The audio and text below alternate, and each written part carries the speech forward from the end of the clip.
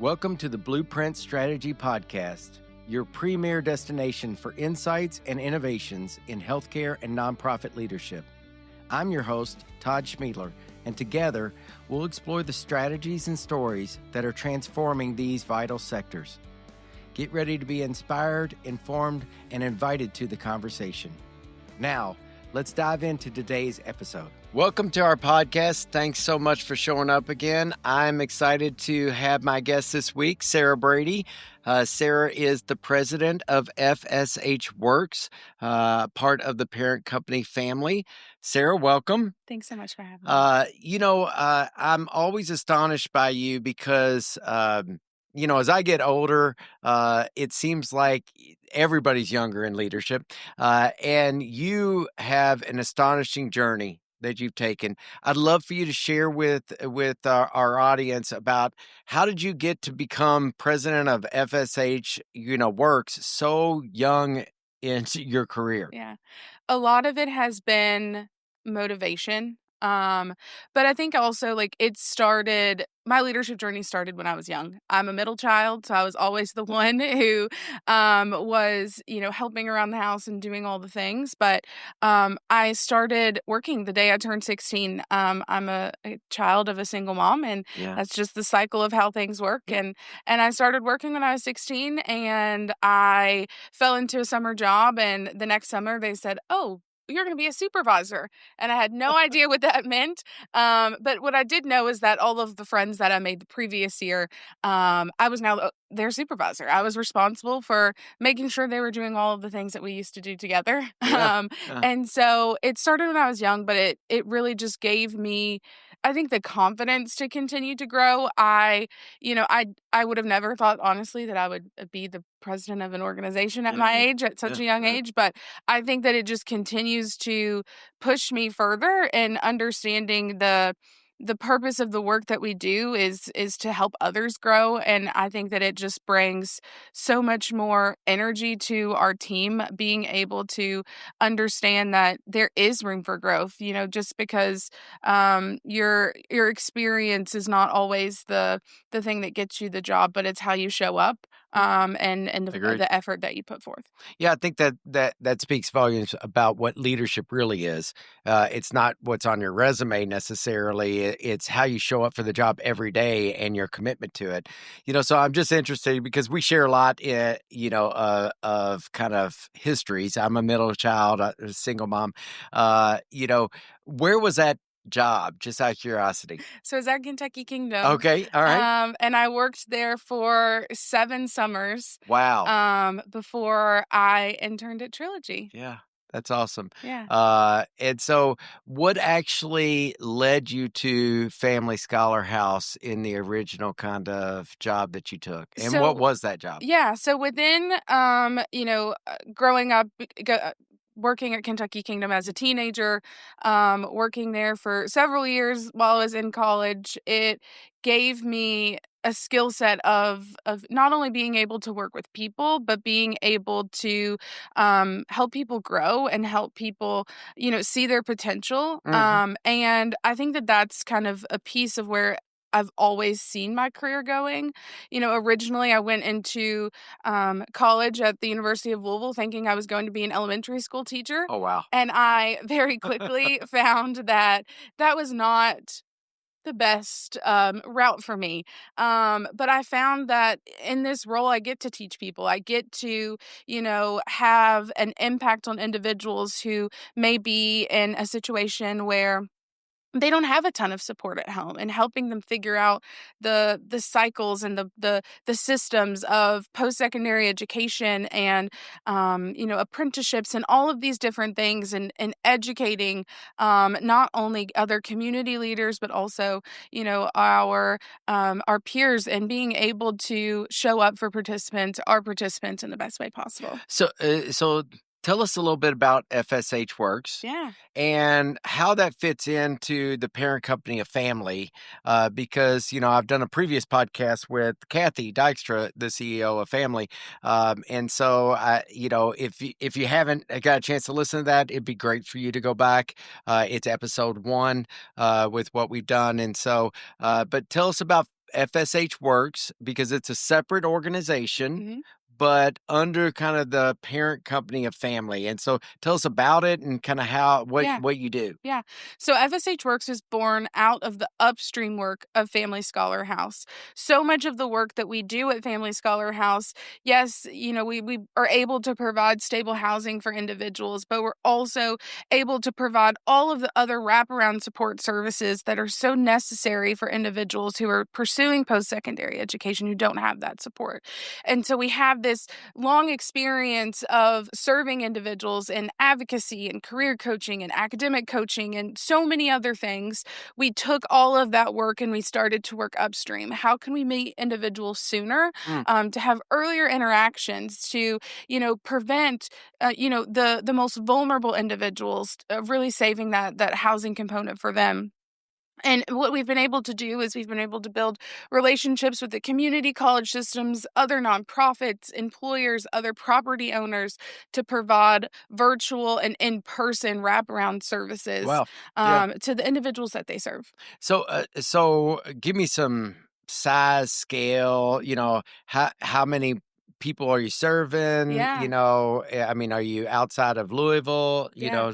Give me some So, idea about that. while our residential work is primarily here in the Louisville area, FSH Work serves across statewide, but also across 48 states total. Oh, wow. Last year, I know Kathy probably mentioned we served over 106,000 households, and a lot of that was through FSH Works.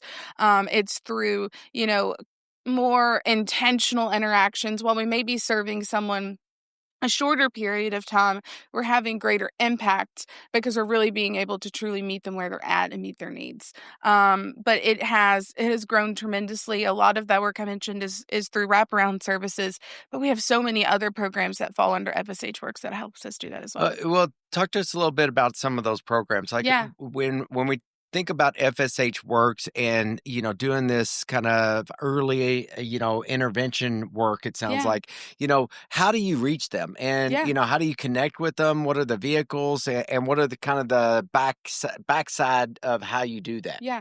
So much of the work that we do is really truly through colleges and universities, employers, individuals where there already are people who have passion, who have, the desire to want to grow. And our programs, whether it's our FSH Health Core program, that is a healthcare workforce talent pipeline program, or it's our Real Opportunities program. That's a opioid abatement program that's getting individuals who are in recovery back in the recovery workforce.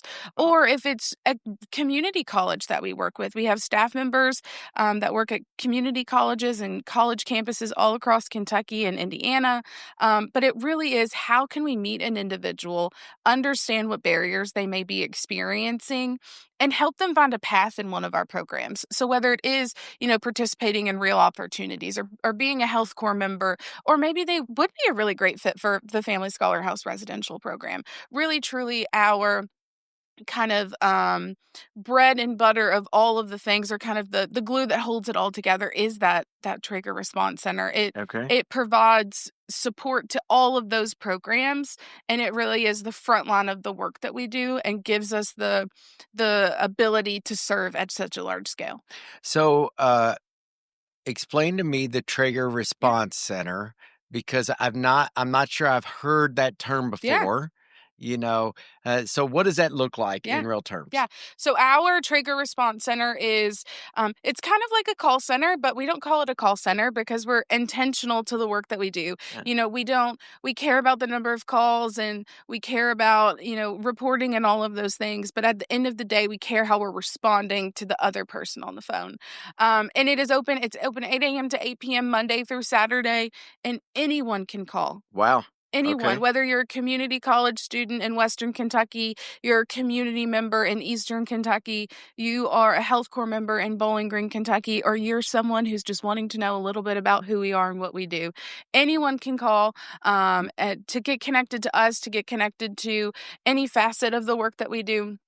And it really is a way that, like I said, they're the front line of who we are. We talk about going into a healthcare facility and you work at the triage desk and they get all of your information so you can go back and see the professionals. That is what our response center does. But they are social workers and educators and retired educators and individuals who, maybe practicum students who need quality experience and interacting with individuals. We have so many great professionals that work in that space that help us provide the services that we offer. While I'm going to stop for a second and Yeah. just see, do you know the phone number off the top of your head? I do. Okay, I think that'd be great. And not only tell us this, but I'll make sure that it's in the notes below. So what's Yeah. that phone number in case somebody needs to reach You can out? call us at any time at 502-584-8090. But you can also just go to the Family Scholar House website at familyscholarhouse.org.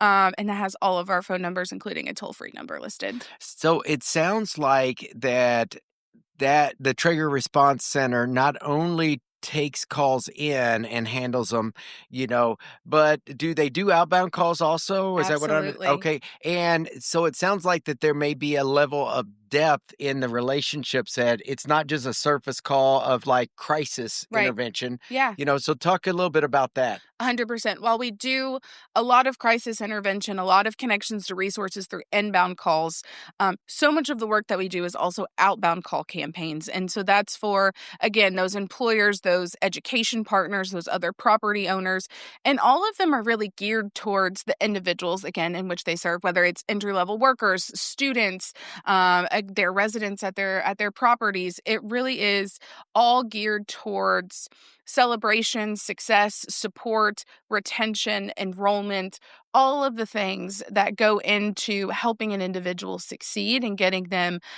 either connected to education or progressing through education that they may already be enrolled in. So, for example, for our community college partners, it's welcome to the semester. Do you have everything to be successful? And as of right now, being mid-August, that's very much what our team's doing today and the coming week.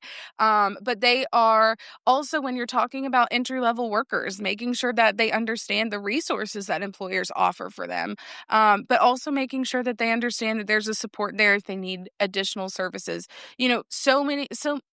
So often, more than not, it's not actually going to school or going to work that's stopping someone from getting the degree, progressing in the workforce. It's life. It's childcare, it's transportation, it's housing, it's mental health, and it's the domino effect of all of those things. And so what our team really tries to do is how can we really truly help you overcome that barrier rather than just putting a Band-Aid on it. So when you're talking to us about having a food insecurity, we're going to get you connected to a local food pantry, but how can we also help talk about bigger things like maybe getting you connected to maybe benefits that you may be eligible for, Okay.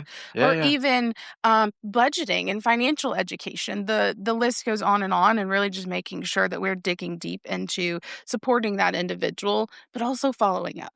Well, and I think that that's so real. And I mean, having lived it, at different points in my life, especially when I was younger, having a daughter when I was 18 and, having, lost my dad when right before I turned 14, it was a tough to navigate.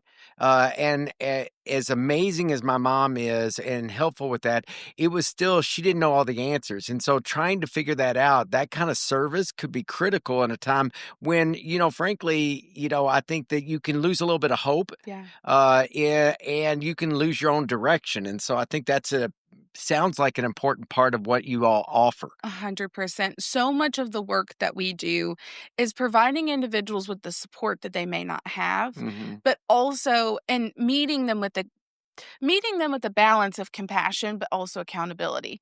Understanding that we are 100% wanting to help get you towards your goals that you're setting for yourselves. And so making sure that there is that balance of, we understand that majority of people have previous life experiences that shaped them into who they are today. And so much of that can come back into where you're at, Yeah. especially when you start to do a little bit better. Yeah. And so Yeah. we Yeah. help hold them accountable to those goals that they're setting and help them see how far they've come. But also, again, meeting with that piece of compassion and trauma informed care. Yeah, I mean, when you talk about compassion and accountability, I think that also reference back, in my opinion, to leadership. Yeah. Good leaders have the ability to manage both of those things. They're compassionate about the people that they get a chance to lead, for what's going on with them and understanding who they are, but also having a level of accountability so that there is the ability for them to grow and for the execution of whatever that role is and how it impacts. I got to believe in your role, with the fact that you're touching so many lives over so many states, that there's a number of challenges that come about because of that. Can you identify a challenge that you faced recently and maybe the solution or innovation that you had to adjust to? Yeah, for sure. I think I would be amidst if I did not mention the challenge of federal funding. Oh, yeah. Yeah. I mentioned FSH Health Corps. It is a AmeriCorps program. It is a very successful AmeriCorps program that started here in Kentucky 3 years ago, and now has a 9-10 state footprint. It has grown tremendously in being able to not only impact the facilities in which our AmeriCorps members are serving in, but also our members themselves. They're, continuing service with us and having greater impact at hospitals and long-term care facilities. They're getting quality education. They're continuing their education, all of these different things. And so it's been a struggle, but I think that one of the greatest things that our team has really been able to do is pivot, and understanding and kind of going back to that compassion and accountability piece as well. Being as upfront as possible and understanding that it is a difficult time, that there are a lot of questions. Our team really showed up for our members, and the way that our program is designed, it really truly benefited our members more than a lot of other programs. Even though amidst all of the federal funding challenges, none of our members went without pay. That's None of great. our members went without pay. So how We many didn't. members do you have? Yeah, so here in Kentucky, we have over 200 members. Oh, wow. Okay, Um, so that's not like a tiny no, program. no, It's a it's a large. significant impact going across the state, Yeah, and they're all serving in healthcare facilities yes, to get experience hmm, so that they can figure out whether absolutely. healthcare is for Yeah, them. they're getting jobs at these facilities. They're continuing education with, whether it's post-secondary education or continued credentialing. Um, but not only do we not have to not miss any pay for our members, we also didn't have to lay off any staff. Wow. And that was huge. Yeah. We were showing up to meetings, not just here in Kentucky, but again, I mentioned we have a 9-state footprint in other meetings where, program directors that had been there forever had been laid off or furloughed, and our team really were able to rally and show up not only for our members, but for our host sites, the facilities in which they're serving in, and the communities in which those facilities serve as well.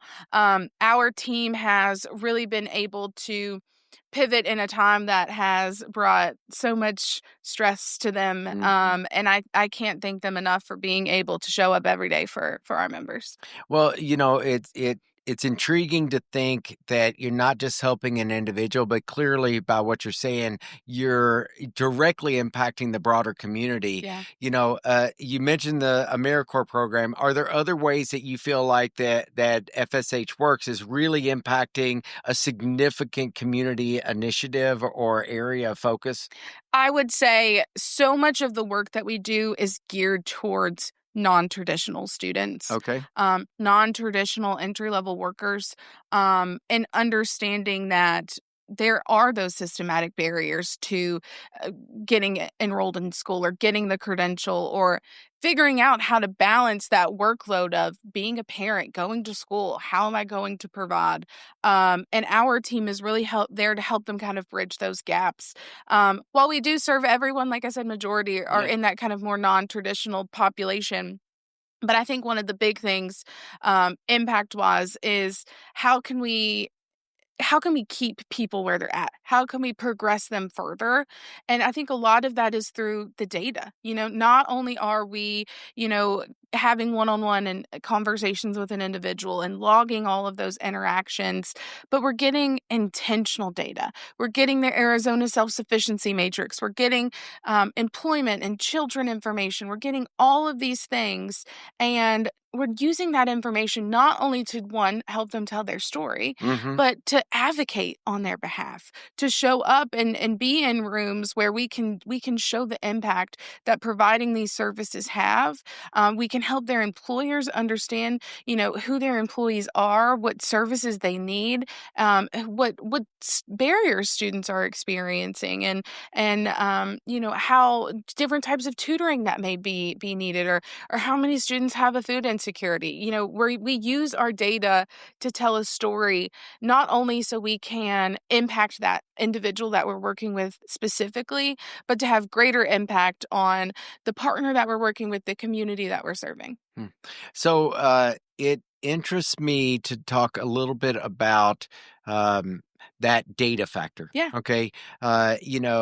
How are you using that data? When you say you're sharing it with not only the employer and the school and the community kind of broad, are there specific tools that you're using with that data, and how much data are you really collecting? Yeah. I mean, is it 10 or 15 questions? Is it, what does that look like? Yeah, so we have actually built our custom database, Okay. FSH Canvas. It's built on the Salesforce platform with shield level encryption. It tracks over 250 points of data for every household Okay. that we serve. Oh, wow. Okay. It's deep data. Yeah. And again, it's not just your demographics and your contact information, but what have you experienced that's put you to where you are now, and what goals do you have, and how, and in between all of that, how have we helped you to get to those goals? Okay. So not only can we show, where you started and where your government benefits were then, but as you, get your associate's degree, get your bachelor's degree, we're continuing to get updated information over time so we can track your progression, your increased in self-sufficiency, your decrease in government subsidies. And then because we track every interaction that our staff have, we can then show our community, our investors, our donors, our funders, the return on investment. Yeah. Because we have so much data, but it's intentional data. It's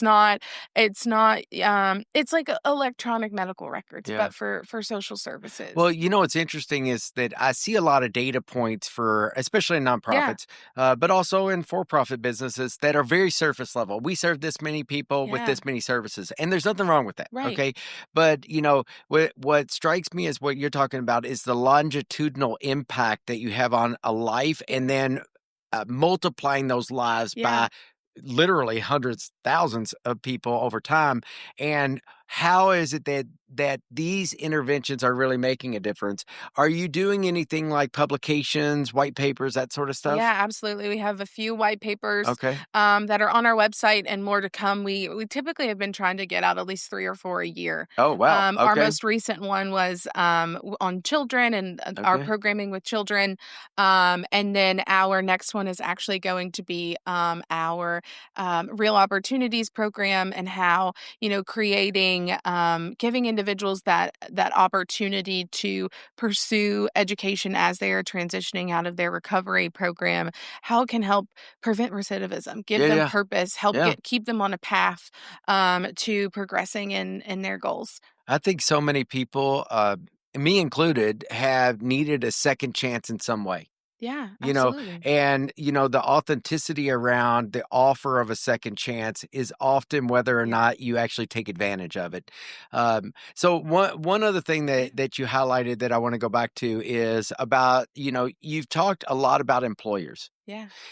So how does an employer, what kind of employers are right for, maybe partnering with, and how does an employer, utilize your services in a way that is going to, translate into real ROI for those businesses? So that's what we call our fee-for-service model. Okay. And that is where, we work really closely with the employer to figure out what their needs are.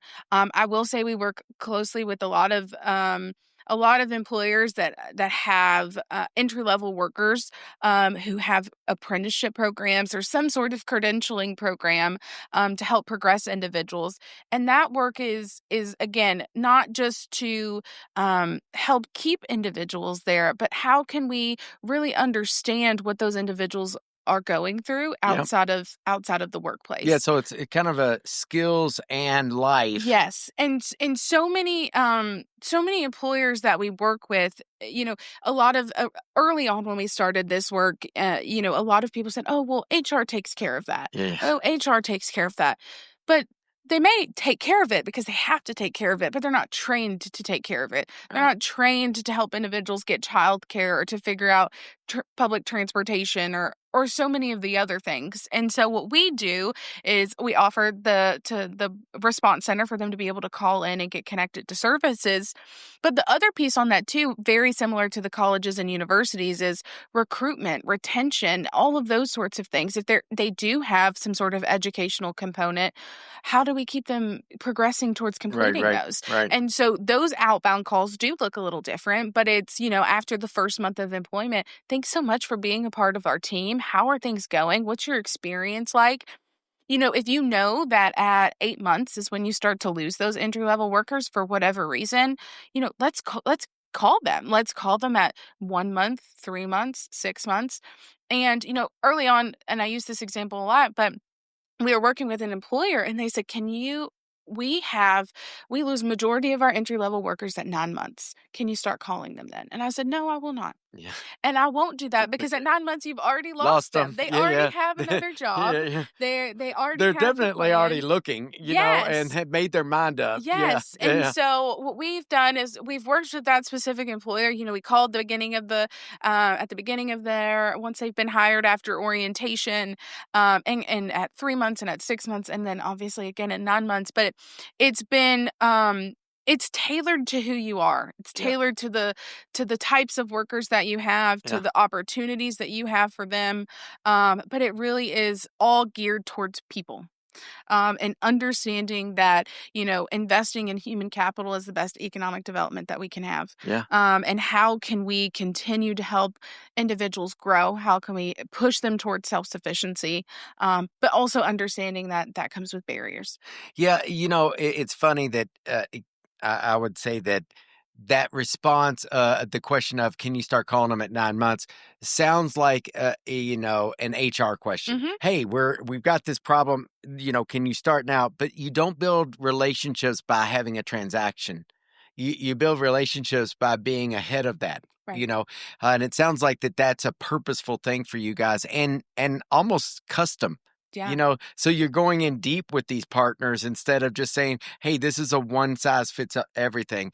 And, when I think of one size fits everything, I also think back to, when people sometimes ask me how I got to where I've been, if an aspiring leader is listening to this, okay, and they are anywhere from 16, when you kind of started your career, all the way to, maybe even my age and still aspiring to find the job that they love instead of the job that they're in, what advice would you give? I think that the biggest thing that I learned early on is to be in the rooms. Meet the people, talk to the people. Don't be afraid to show up and ask questions. But that comes with motivation. That comes with confidence building. That comes with so many other things. But I know I would not be where I was as president of FSH Works if it wasn't for who I know and the connections to get here. Now, obviously, it did take a lot of work and a lot of dedication, but it definitely is because of not only the people who've made me who I am, that have instilled the work ethic that I do have, but because of the instructors that I spent more time with, building relationships with at U of L and through my internship and so many other things. It has all put me into where I am today and how we can continue to grow, from building relationships at different events, for potential partnerships for FSH Works, and so on and so forth. One of my favorite authors is a gentleman by the name Dan Sullivan, who runs Strategic Coach. And one of his books is titled Who Not How. And I was fascinated by it because I realized that as I was going through the education process for me, I constantly asked myself, how do I get this done? How do I get this done? And it wasn't until I flipped the switch and understood this, that the first question is, who should be getting this done? Am I the right person to get this done? Or is there someone else that I have a relationship with that it would be a blessing for me to bring them in, because it's a burden for me to try to do it? It sounds like you've learned that, very early, and it's been part of your secret success. I want to finish with one kind of odd question. Is there someone that you have had that has been, a mentor for you that you want to say thank you to? Because so often, I know I've had these mentors that have literally transcended my life. I mean, after them, my life was different. Yeah. And it can be a family member, it can be somebody you work with, it can be an instructor. Yeah. Is there somebody that did that for you early on? It's you. I started at U of L. I started as a teacher. I started in the education program, and at first I felt very lost. I wasn't sure what my next step was going to be. And I just fell into the communication degree program. It was going to get me graduated faster. I Yeah. already knew I was going to be behind because I was switching my major my junior year of college. And at that time, I just thought, oh, I've worked in this role for so long. I'm in a position now that I really love. I'm training people and I'm hiring people. And I just thought, like, how can I get out of school? And part of that came with an internship. And that's where I met you. And I think that at I vividly remember being in a conference room and saying, well, why don't we just do $1 a day? And then the next day we talked so much about who I am and where I've came from and goals that I've had. And ever since that day, there hasn't been a day that you haven't cared about me. You haven't pushed me to be a better person. And there's not a time where I call and you don't answer. You're always there to help me. But you're also there to tell me when things need to be fixed, when things may not be the best, and push me to grow. Again, that balance of compassion and accountability, and ultimately connected me to Family Scholar House. And I am really, truly living the dream of purpose, of being able to show up for other people every single day, and advocate on their behalf. And that's because of you. That's really very kind and not what I expected.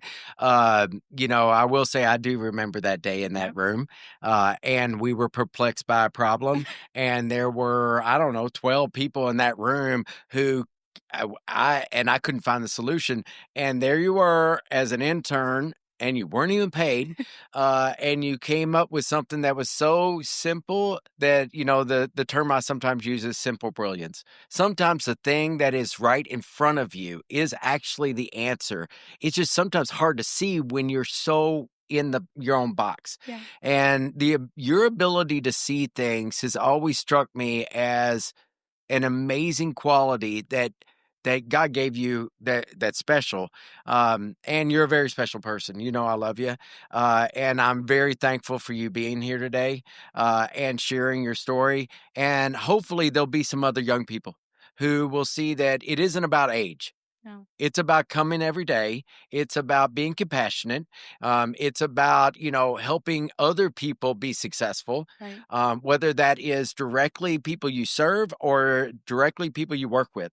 And when you do that, you're a leader no matter what your title is. Right. Leaders aren't built by titles. They're built by how many people you serve, and whether those people want to be served by you. Right. And so thank you again for coming. I always appreciate it. The contact information for Sarah and FSH Works and Family Scholar House will be in the show notes. And I'm thankful for the audience and spending a little time with us again. And I look forward to seeing you again in 2 weeks. Thanks so much and have a great day. Hey, Thanks for joining us on the Blueprint Strategy Podcast. We hope today's conversation sparked new ideas and inspired you to take action in your own organization. To stay connected and never miss an episode, be sure to subscribe and follow us on our socials. And remember, you can find more resources and information at www.thumbprint.consulting. Again, that's www.thumbprint.consulting. Until next time, keep finding ways to innovate and to leave your mark.